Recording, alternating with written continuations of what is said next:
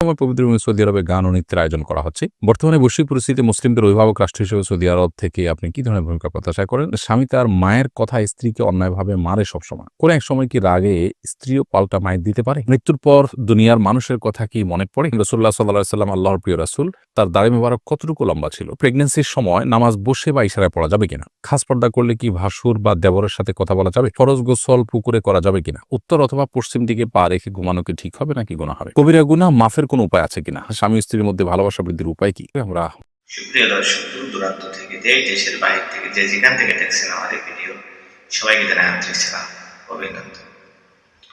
Saudi আরবে কিছুদিন পর পর একটা করে কনসার্ট করে, যেখানে মানুষ হজ করতে, উমরা করতে যায়, একটা পবিত্র জায়গা, সেইখানে কিছুদিন পর পর একটা করে কনসার্ট হয়। এই কনসার্টকে কেন্দ্র করে শেখ আহমদুল্লাহ কিছু গুরুত্বপূর্ণ কথা তুলে ধরেছেন, যে আসলে সেই পাক পবিত্র জায়গায় নবীজির রওজা শরীফে কেন এই নর্তকীদের নিয়ে নাচানো হয়, গানের কনসার্ট করা হয়, এই বিষয়ে কিছু গুরুত্বপূর্ণ প্রশ্নের উত্তর দিয়েছেন। চলুন আমরা দেরি না করে মূল ভিডিওটি দেখি, যে উনি কি ধরনের প্রশ্নের উত্তর দিয়েছেন।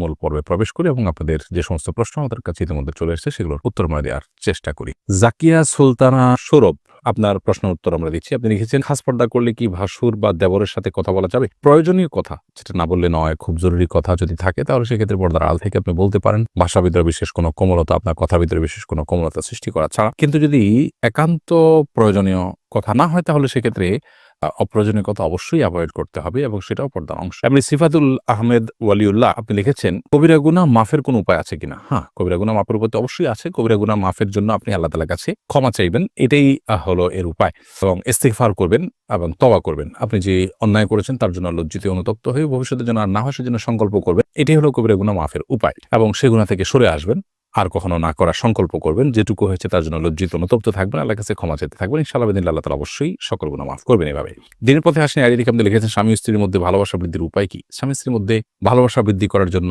অন্য সব মানুষের সাথে ভালোবাসা বৃদ্ধির ক্ষেত্রে যেরকম সালামের ভূমিকা রয়েছে, সেই সালামটা আদান প্রদান করতে হবে। নবী করিম সাল্লাল্লাহু আলাইহি ওয়াসাল্লাম বলেছেন যে, তোমরা যখন পরস্পরের মধ্যে সালামের আদান প্রদান করবে তখন তোমাদের মধ্যে ভালোবাসা বৃদ্ধি পাবে। সেই সাথে তিনি হাদিয়া প্রদান করার কথা বলেছেন, উপহার আদান প্রদান করা। অনেক সময় স্বামীরা স্ত্রীদেরকে সুযোগ দেন, স্ত্রী স্বামীকে সারপ্রাইজ দেওয়া, স্বামীকে বিভিন্ন ক্ষেত্রে খুশি হওয়ার মতো কোনো কিছু পেশ করা তার জন্য। এরকম বিভিন্নভাবে উপহারের আদান প্রদান, এটাও পারস্পরিক ভালোবাসা সৃষ্টির ক্ষেত্রে বিশেষ ভূমিকা রাখে। আলিফানুল লিখেছেন, প্রেগন্যান্সির সময় নামাজ বসে বা ইশারায় পড়া যাবে কিনা? প্রেগন্যান্সি হলেই নামাজ বসে পড়া যাবে বা ইশারায় পড়া যাবে, ব্যাপারটা এরকম নয়। তবে প্রেগন্যান্সির সময় অনেক মা বোনরা এত বেশি অসুস্থ হয়ে পড়েন যে তাদেরকে বিছানায় শুয়ে পড়তে হয়, অথবা অনেকে আছেন যে শেষের দিকে এসে দাঁড়িয়ে নামাজ পড়াটা তাদের জন্য কঠিন হয়, শরীর ভার হয়ে যায়, তাদের শারীরিক দুর্বলতার কারণে বা স্থূলতার কারণে, নানা কারণে তারা দাঁড়িয়ে নামাজ পড়লে, রুকু সিজদা করে স্বাভাবিকভাবে নামাজ পড়তে গেলে পড়ে যাওয়ার আশঙ্কা থাকে। এরকম আশঙ্কা যদি জোরালো হয়, প্রবল হয়, তাহলে সেক্ষেত্রে তিনি বসে নামাজ পড়তে পারেন।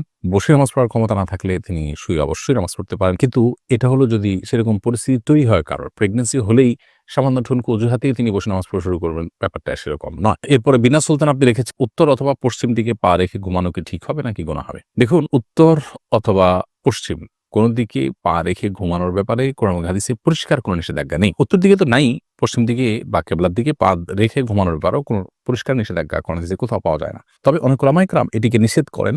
সে নিষেধাজ্ঞাটা হারাম পর্যায়ে না, জাস্ট অনুত্তম মাকরুহ এ পর্যায়ে নিষেধাজ্ঞা অনেক উলামায়ে কেরাম আরোপ করেন এই যুক্তিতে, পশ্চিম দিকে বা কেবলার দিকে পেশাব বা পায়খানা করা নিষেধ। আর সেদিকে সবসময় আমরা যদি পাও দেই বা বসার সময় যদি পাও লম্বা করে বসি, তাহলে সেক্ষেত্রে এক ধরনের অসম্মান প্রদর্শন হতে পারে। আপনার উদ্দেশ্য সেটা না হলেও দৃশ্যত সেরকম মনে হতে পারে। আমরা কোনো সময় ব্যক্তির দিকে পা দিয়ে বসি না সাধারণত, সেই জায়গা থেকে অনেকে এটিকে নিষেধ করেন। তবে কোরআন হাদিসে পরিষ্কারভাবে কেবলার দিকে পা দেওয়ার পরে কোনো নিষেধাজ্ঞা নেই। যদি কেউ সেদিকে পা দিয়ে ঘুমান বা বসেন তাহলে সেক্ষেত্রে কোরআন হাদিসের খেলাফ করেছেন এমনটি বলা যাবে না। তবে কারোর কাছে কেবলার প্রতি, কাবার প্রতি ভালোবাসা এবং শ্রদ্ধার জায়গা থেকে তিনি পা দেয়াটা তার কাছে খারাপ লাগছে, সেটি ভিন্ন বিষয়। মাহবুব রহমান লিখেছেন, ফরজ গোসল পুকুরে করা যাবে কিনা? ফরজ গোসল পুকুরে করা যাবে, কোনো অসুবিধা নেই। পুকুর সাধারণত বড় হয়ে থাকে আমাদের দেশে।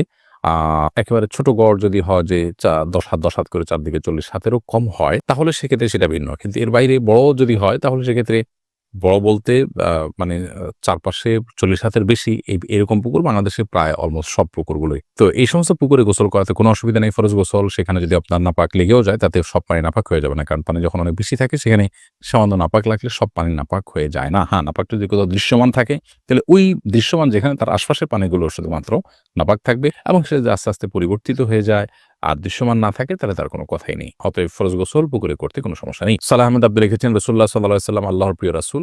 তার দাড়ি মোবারক কতটুকু লম্বা ছিল? প্রিয় নবী সাল্লাল্লাহু আলাইহি ওয়াসাল্লামের দাড়ি লম্বা ছিল, কিন্তু অত্যধিক লম্বা হয়ে একেবারে পেটের অর্ধেক পর্যন্ত, নাভি পর্যন্ত বা বুকের নিচ পর্যন্ত চলে গেছে এরকমটিও ছিল না। আবার একেবারে ছোট, ছোট কোঁকড়ানো ছিল না। নবী করিম সাল্লাল্লাহু আলাইহি ওয়াসাল্লামের পুরো দেহ মোবারকের গঠন পরিপূর্ণই ছিল মধ্যম। চুলগুলো একেবারে না কোঁকড়ানো ছিল, না একেবারে কাঁটার মতো দাঁড়ানো ছিল। তিনি খুব বেশি লম্বাটে দৃষ্টিকটু পর্যায়ের না সেরকম ছিলেন, না খুব বেঁটে ছিলেন। এভাবে তাকে আল্লাহ রাব্বুল আলামিন এমনভাবে তৈরি করেছেন যে, বা এমনভাবে তার শারীরিক গঠন দান করেছেন যে তিনি সম্পূর্ণ মধ্যম ছিলেন। মানে একটা মানুষ পারফেক্ট এবং দেখতে সুন্দর এবং সব দিক থেকে আপনার ভালো লাগার মতো মানুষ হওয়ার জন্য যা দরকার ছিল, আল্লাহর নবী সাল্লাল্লাহু আলাইহি ওয়াসাল্লামের মধ্যে তার সবকিছু ছিল। অতএব তার দাড়িটা সেরকম ছিল।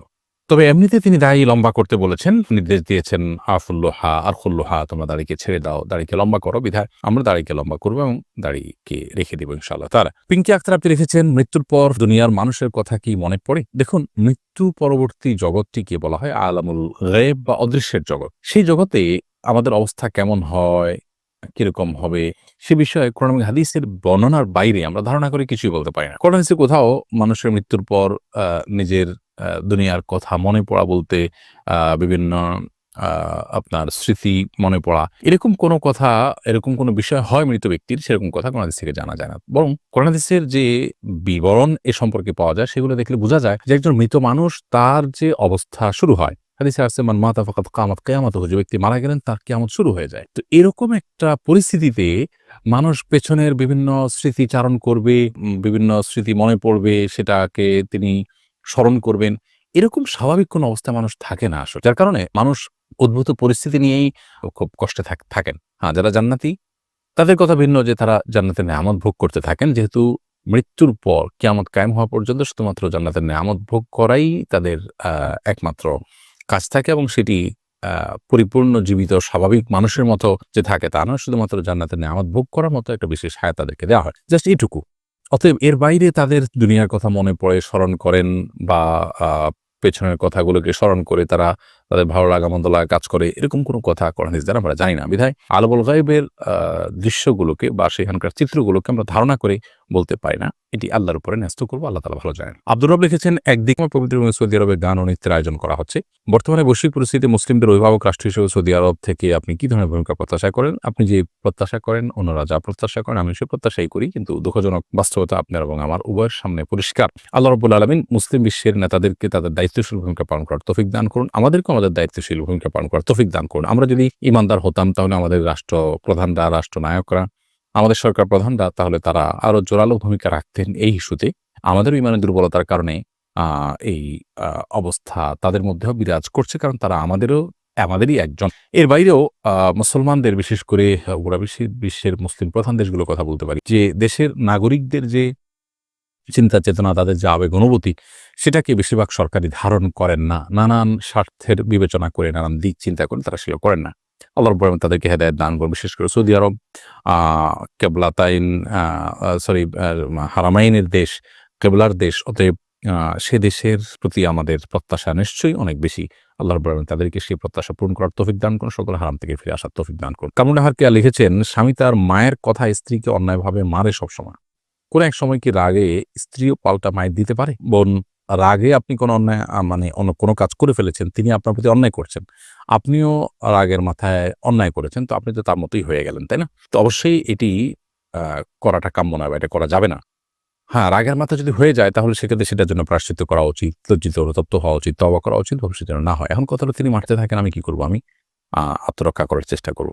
যদি এমন হয় যে তার মারে আবার আঘাতপ্রাপ্ত হই, আমি কষ্ট নিপতিত হই এবং আমি অ্যাক্সিডেন্টে পড়ার বা দুর্ঘটনার আশঙ্কা করি, তাহলে সেক্ষেত্রে অবশ্যই আমি ডেফিনিটলি সেটিকে প্রতিহত করার চেষ্টা করব বা আত্মরক্ষা করার চেষ্টা করব, কিন্তু পাল্টা তাকে মার দেওয়ার চেষ্টা করব না। হ্যাঁ, যদি এমন হয় আল্লাহ না করুন এত মানুষ হয় যে আপনার জীবনকে সংকটের মধ্যে ফেলে দেয়, তাহলে তো সেক্ষেত্রে আপনি আত্মরক্ষার জন্য যতটুকু প্রয়োজন ততটুকু আপনি অবশ্যই করতে পারেন। কিন্তু আপনাকে এমনিতেই শারীরিকভাবে আঘাত করেছে, যেটার কারণে আসলে বাঁচা মরার কোনো ব্যাপার না।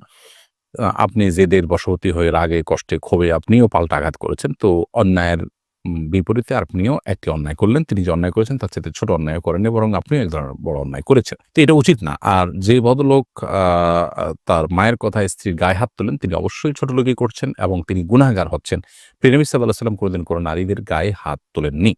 তার একাধিক স্ত্রী ছিলেন এবং বিভিন্ন বিষয়ে মনোমালিন্য হয়েছে, কিন্তু কখনো তাদের গায়ে হাত তোলেননি এবং আ তিনি এ ব্যাপারে নিরুৎসাহিতও করতেন। অতএব একজন ঈমানদার হিসাবে মায়ের কথা বিশেষ করে স্ত্রীর প্রতি অন্যায় করা, অবিচার করা এটা গুনাহের কথা। আল্লাহ সুবহানাহু ওয়া তাআলা বলেছেন, "ওয়া আশিরুহুন্না বিল মারুফ", তোমরা তোমাদের স্ত্রীদের সাথে সুন্দরভাবে দিনাতিপাত করবে এবং জীবনযাপন করবে। বিধায় জুলুম কোন অবস্থাতে গ্রহণযোগ্য নয়। আপনি সবর করুন বোন, এই সমস্যা আপনার চিরকাল থাকবে না ইনশাআল্লাহ। সংসার ভারী হবে, একটা সময় সন্তান-সন্ততি বড় হবে, আপনার সমস্যার সমাধানের পথ আপনি খুঁজে পাবেন। আল্লাহ আপনাকে সবরের তৌফিক দান করুন এবং আপনার স্বামীকে আল্লাহ তাআলা হেদায়েত দান করুন।